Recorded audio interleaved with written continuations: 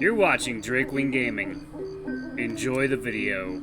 Hey guys and gals, Never here from Drakewing Gaming. It's something on Twitter, The Gaming Drag. Today I'm coming back at you with the Let's Play episode of After Class, Anders Pass. We're going to go ahead and jump right in, y'all. Alarm chain, you are up, and let's go. Guys, really been that long? Jesus. Alright, here we go. Be more consistently playing this. As you came to the park itself, you noticed a very long line of people snaking from the center plaza. Is there some kind of fair going on? Or maybe a food stand? I did skip lunch, so I want to see. After walking past the line, you came across the side of a mobile stand set up to serve people a sandwich and some soup for free? Free? There has to be some catch. I want to see what's up. Excuse me, sir, what's all this then? The panther gentleman, clad in an apron in the middle of serving another person, smiled kindly at you.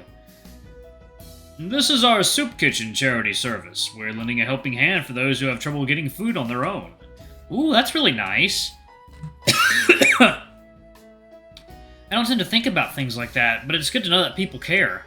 We think about things like that all the time, so that's nice to hear. In fact, we're a little short-handed. If you'd like to make your job applications look a little more appealing, you could volunteer with us. I'm sure I'd mess it up. Nah, it's super easy. All we need is someone to help slap some sandwiches together and pour out soup. Alright, I guess I'll help out. Fantastic. The name's Clarence. You can get a spare apron from Dave over there and just follow their lead. I'll go over how to credit this to your resume once you run out of stock. You looked over the food supplies they had. Looked like they had enough to feed the whole town. Did I just bite out more than I can chew? Uh-oh. Whenever you're ready. Well, no use griping now. I need to be a man of my word. After what must have been hours, you and the others were finally done cleaning up and eating your own meals. It's really plain stuff, but I guess it's easier to put a lot of food together when you skip on spices and stuff. Or maybe they don't want to cause any allergic reactions. It's a little bit of both, actually. Ah, Clarence, aren't you tired? Exhausted. But it's work worth doing. If you're not in a hurry, we can fill out a little document proving you worked with us today. Oh, right, for the work application thingy. I totally forgot. So you worked for us just to help out. Well, that's just made my weekend. Oh, stop it, you. So, I just sign here? Yep, then I sign and date it here. You're all set. The organization title at the top is how you'd list us on a resume. You can also call us at this number at the bottom if you have questions or want to find some place to help us out again. Cool. So, why do you do any of this, anyway? What got you into charity work? I never would have met my wife if it wasn't for a soup kitchen. They helped turn her life around when she was at her most desperate. Oh dear. No worries, it's all in the past now. She got a job some months after that encounter. Why I met her as her boss. If only I had tea to sip right now. Huh, now you stop it. I fell in love with her pretty much immediately. The whole boss and employee conflict of interest caused some tension between us, so I transferred to another department. The new position left me with enough free time to show my gratitude for what organizations like this one did for my darling wife. Clarence leaned in closely to whisper something. Just between you and me, my boss is cheating on her girlfriend. She and I are neighbors, and I really don't know how to bring it up with her. Yikes. I don't know, man. You might just have to be the bad guy on that one.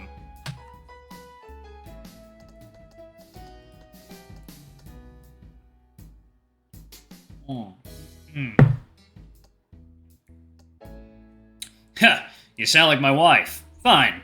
I guess there's no way around it. Clarence got up off the ground and brushed the dirt off his apron. Anyway, it'll be dark soon. I imagine you've got homework to do. Fuck, do I have homework? Something like that, yeah. Take care, guys.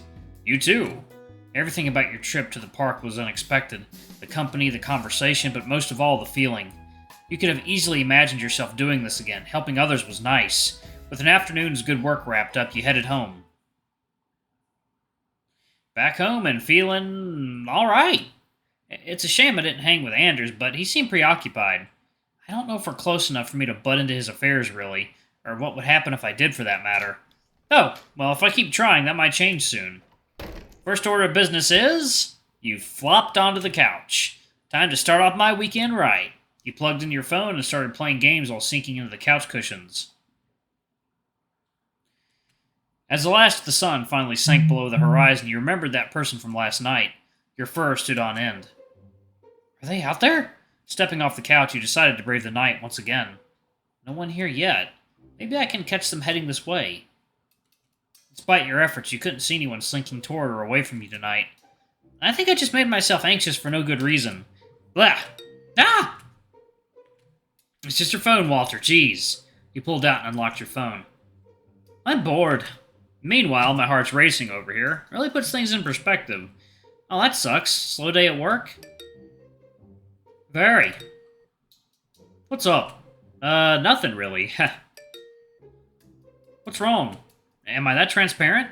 I got nervous about that one person from last night and decided to try and find them. No such luck so far. That seems like... not a good idea. I couldn't help it. It was bothering me.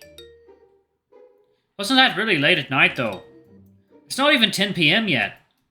Yeah, I suppose, but who's to say they wouldn't come out earlier? No one, which is why you've got no lead here. He's right. Are you still looking for them? I guess. Have you checked behind your house? I haven't. You scanned behind the house quickly, making yourself go back and do it again in case you blinked and missed something. What you ultimately found was... nothing. Nothing here. What about your neighbors? They barely made any noise. I doubt they even noticed. It was so late after all.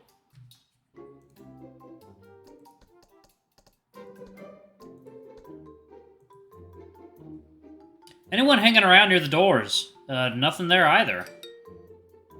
You see any odd shadows shift in the area? Not that I know of. You scanned the area again just to be sure. Everything looks normal. Then you're good. For now, at least. Yeah? You should really go to bed or something.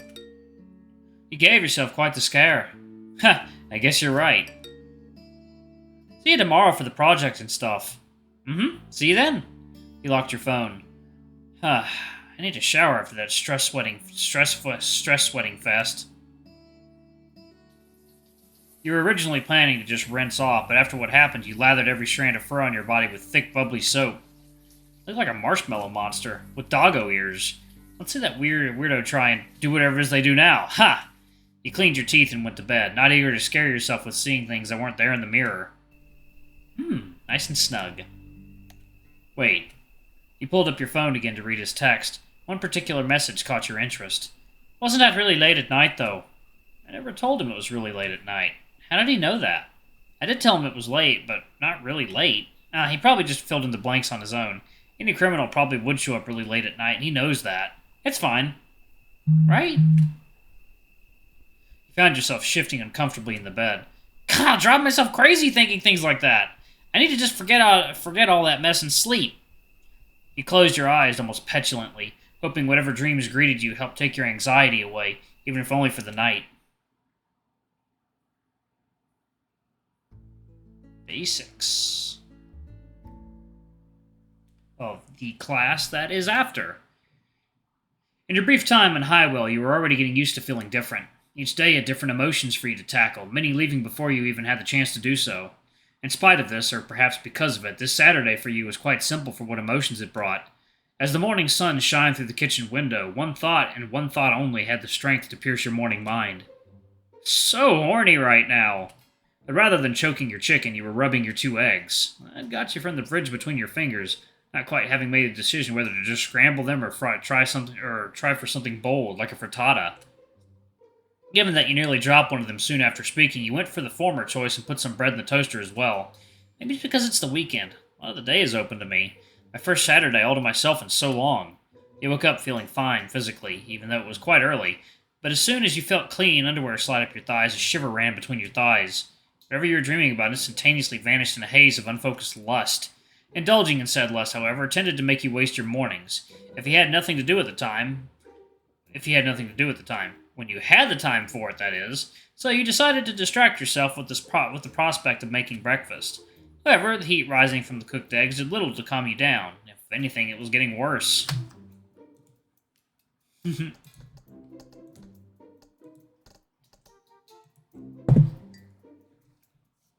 Ha! I'm an adult. I can control myself. Or at least wait until rubbing one out won't put me back to sleep. To make matters worse, you heard a knock on the front door. Uh-oh. You look down. I gotta answer the door and open the gate, but I'm still hard. Yo, open up. Ah! I'll be right there. Feeling desperate, you grabbed your ice pack from the freezer and jammed it up against your crotch. You heard the toaster ka-chunk as the toast was ready but ignored it. Ooh, that's not a fun feeling. Nope. It's working, though. Trusting that the shock from the cold would do the rest of the work, you tossed the ice pack back into the freezer and made for the front door. How did you greet my visitor like it's a normal day?